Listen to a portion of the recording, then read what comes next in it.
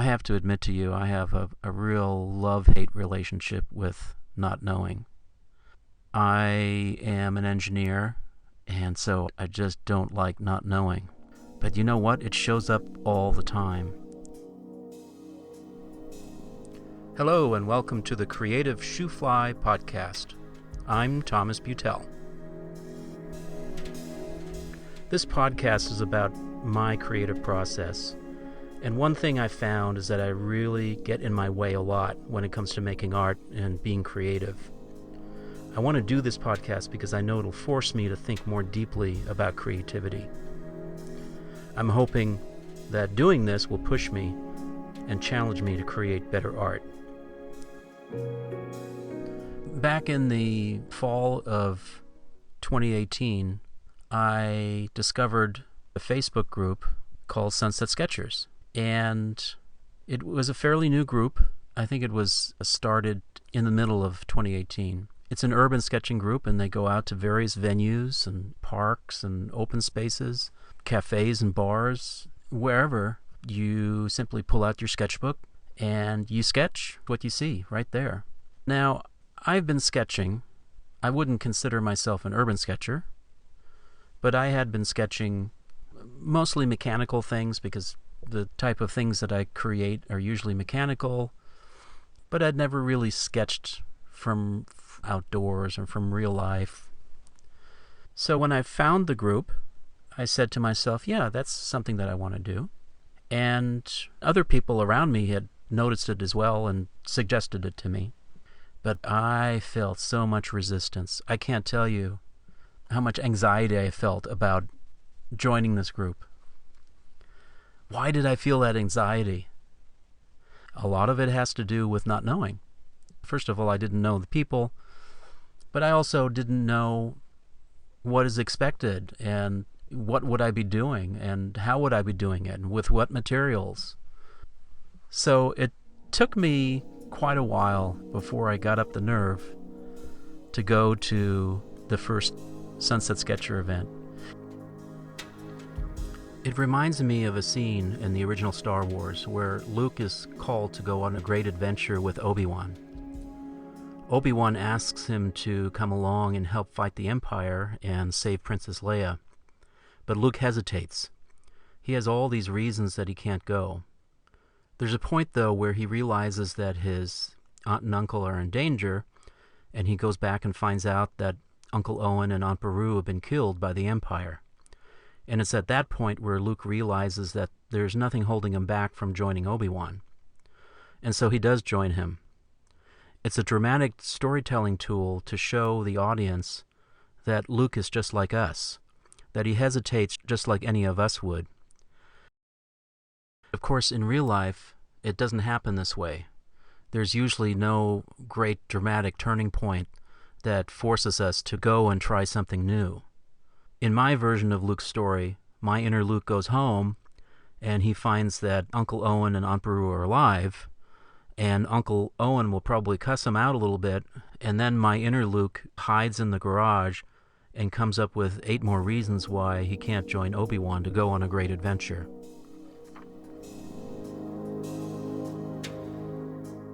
I have to admit to you, I have a real love-hate relationship with not knowing. I am an engineer, and so I just don't like not knowing. But you know what? It shows up all the time. And boy, has it come up a lot lately with all that's going on in the world right now with the pandemic, with staying at home, with not knowing if there's going to be work, not knowing when I can go out again. So not knowing is showing up quite a bit, and I'm sure it's showing up for you as well.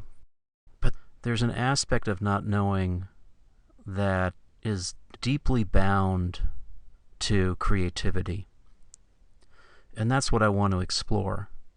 Not knowing comes up a lot for me in my creative process. Almost every creative project that I starts with, how am I going to do it? How am I going to build it? How will it turn out? Is what I create going to look like the idea that I have in my mind. I actually like this form of not knowing. The reason that I like this subject so much is the natural tension that I feel when I start a creative project. There's that tension of, oh, I can sort of see it, I can sort of taste it. I sort of have an idea of what it might look like, or I sort of have an idea of how I might go about doing it, but I really don't. And so I just have to trust in the process. I just have to trust that as I do the creating, as I build or I paint or I write, or as I'm creating this podcast right now, that it'll turn out to something interesting. But boy, it's so frustrating. And here's the thing that I've learned about this, is that it's uncomfortable, and I have to sit with it even though I don't want to sit with it. It really sucks. But it's a faithful partner. I've been reading a lot of books on creativity, and all of them touch on this idea in some way or another. But it wasn't until last year or so that I really started to understand what it meant. In his book Free Play, Stefan Nachmanovitch has a whole chapter called Disappearing. And this is what he says. He says, "For art to appear, we have to disappear. And when we disappear in this way, everything around us becomes a surprise. Self and environment unite. Attention and intention fuse. We see things just as we and they are, yet we're able to guide and direct them to become just the way we want them. This lively and vigorous state of mind is most favorable to the germination of original work of any kind." What I like about Nachmanovich's idea of disappearing is it speaks to this idea of getting out of my own way and just letting the creative ideas come forth from wherever they come from. And I also get a sense that I disappear from the final result as well. Another book that I've been drawing inspiration from is Wired to Create by Kaufman and Grigor. And they have a chapter about intuition, and they write this: "Reflecting on their biggest breakthroughs, many innovators have described elusive solutions as coming to them in a sudden flash of insight, while artists often describe their best ideas arising as if out of nowhere." In another section, they quote Ray Bradbury, and here's what they say. Author Ray Bradbury even insisted that a writer ought to avoid developing his rational thinking skills for fear that they get in the way of his intuition. The writer himself kept a sign above his typewriter for 25 years that read, "Don't think." As Bradbury explained in a 1974 interview, the intellect is a great danger to creativity because you begin to rationalize and make up reasons for things instead of staying with your own basic truth, who you are, and what you want to be, end quote. This idea for me has been one of the hardest things to incorporate into my creativity practice because I love to figure things out. I love to think. And so I've had to make a conscious effort to not know and to be open to not knowing when I am looking for new ideas. I find that I'm most successful where I can turn my frontal lobe off and get into that state of not knowing and just see ideas for what they are. What I've learned about this is that I can do all that figuring out later.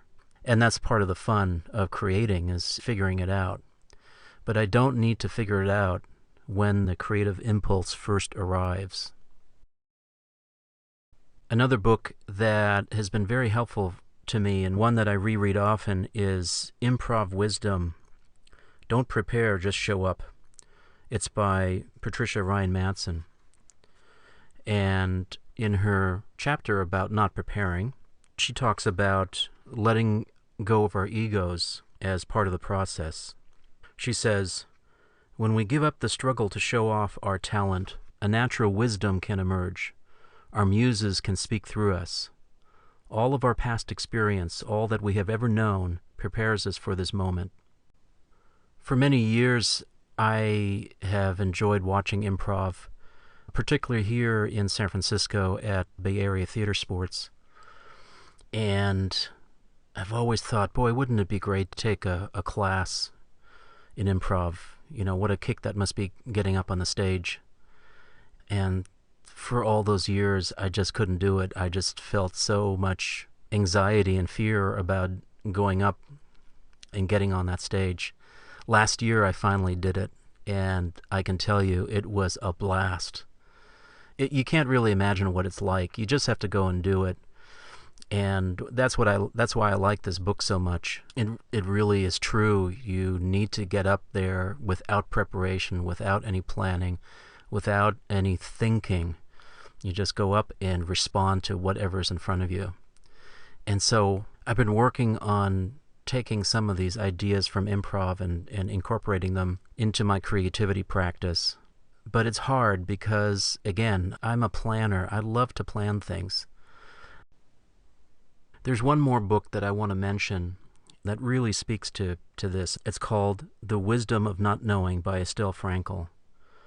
The book pulls many ideas and stories from the Torah and from Jewish mysticism. She talks about the many ways that not knowing shows up for us in our daily lives, in spirituality, and also in creativity.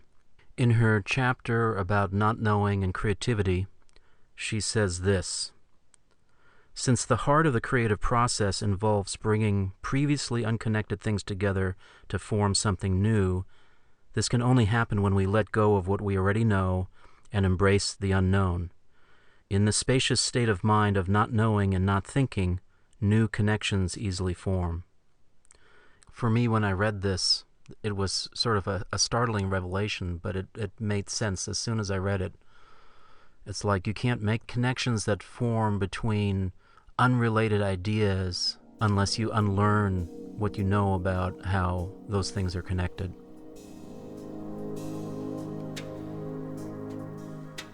I recently made a kinetic art piece that I call Roaming Eyes.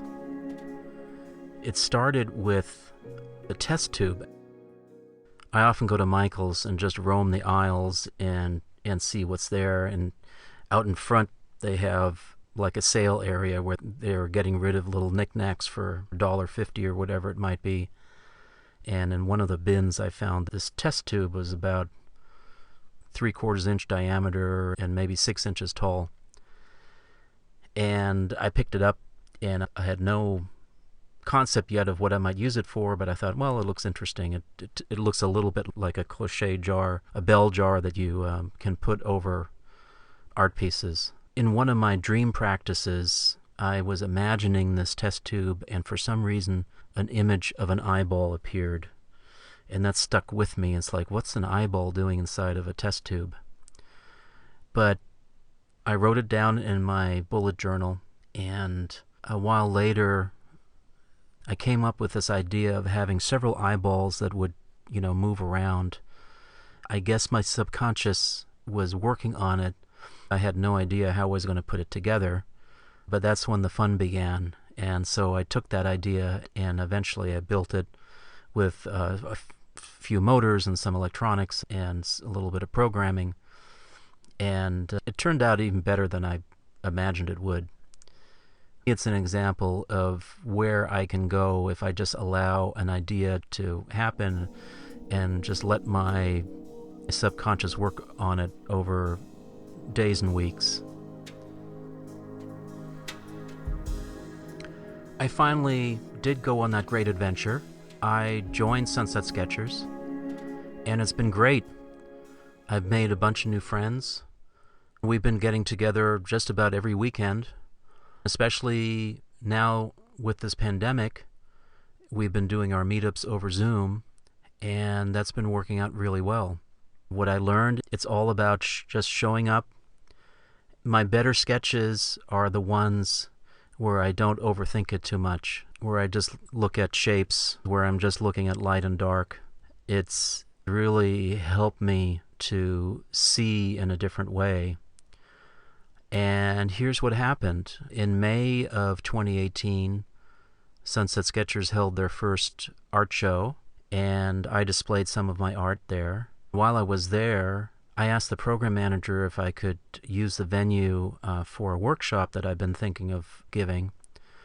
And the program manager suggested, why don't you just be an artist in residence? And I'm thinking, what? I don't know how to do that. But guess what? I did, and it was great. It was all great learning. Thank you so much for listening to this podcast. I really appreciate that you took the time to listen. I hope there was an idea or two today that will help spark your creativity. I would love to get any feedback that you have. You can email me at thomas@creativeshoofly.com. I mentioned a number of books, and I'll put links to those in the show notes at creativeshoofly.com. Stay safe and stay creative.